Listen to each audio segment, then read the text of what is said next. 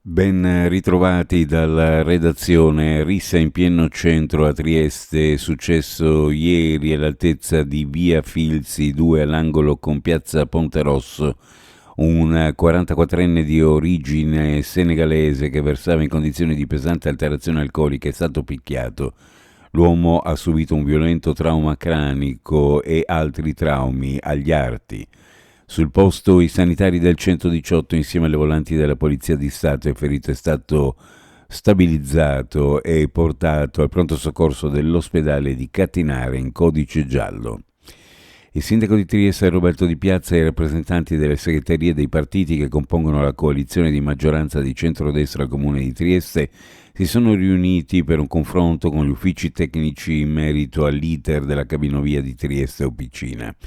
Le possibilità di azione sono differenti e il confronto sul piano tecnico-giuridico è in corso anche con gli uffici della Regione Friuli Venezia Giulia. La maggioranza di centrodestra, analizzate le diverse opzioni, si è dichiarata unita sull'azione che si deciderà di intraprendere, lo riporta una nota diffusa dal Comune di Trieste.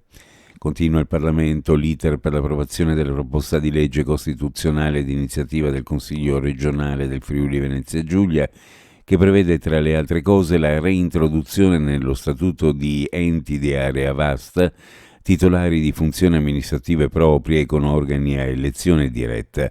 I lavori nell'aula della Camera, la presenza del Ministro per gli Affari Regionali e le Autonomie Roberto Calderoli hanno visto già l'esame della riforma dello Statuto del Trentino Alto Adige, sia la proposta del Friuli Venezia Giulia che prevede la reintroduzione delle province, giunta alla terza lettura in Parlamento.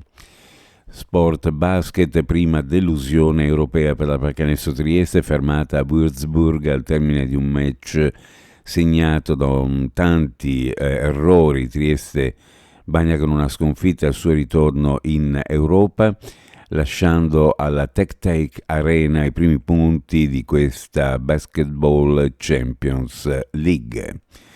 Uno sguardo alle previsioni meteorologiche per la giornata odierna.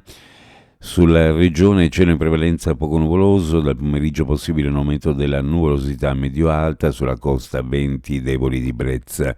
Per quanto riguarda le temperature minime in pianura fra 5 e 8 gradi, sulla costa fra 10 e 13, massime ovunque fra 19 e 22 gradi centigradi. Previsioni a cura di ARPA e FVG Meteo. Ed è tutto per il momento con l'informazione, grazie per averci seguito, a più tardi.